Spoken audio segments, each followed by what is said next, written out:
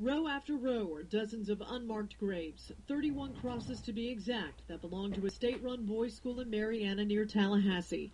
The state now says it knows who is buried out here.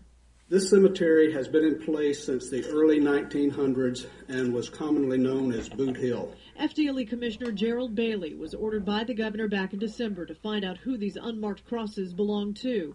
The investigation started after a group of men came forward claiming they were abused at the school in the 1950s and 60s and that some boys were even killed out here. There were boys that never came back.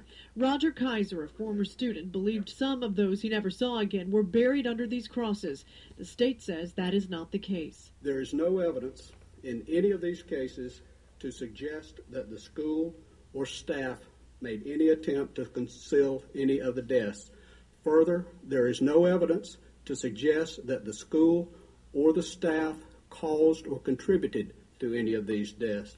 FDLE says old school records and death certificates show the first student was buried here in 1914, the last one in 1952.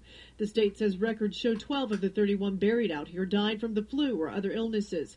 10 crosses belong to 8 boys and 2 staff members who died in a dormitory fire. Another 2 crosses belong to 2 other boys. One drowned, another fell off a mule. 1 cross is for a boy murdered by other students, another for a runaway who was later found dead.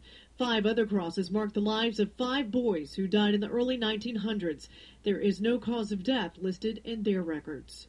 I saw one of them murdered and put in the dryer, in the tumble dryer, because he got up into the face of the counselor. Kiser released a statement on Friday saying the state's new information means nothing, and his, quote, personal feeling is that the state of Florida does not want to know the truth. It is just too horrible a tragedy for the general public to learn about. We found no student who had specific knowledge of any unexplained death or burial at this site.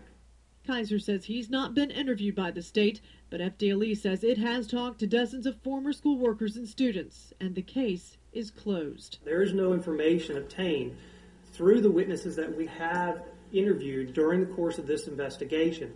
They did not provide any firsthand knowledge or any refuted information that would refute the information provided in these records.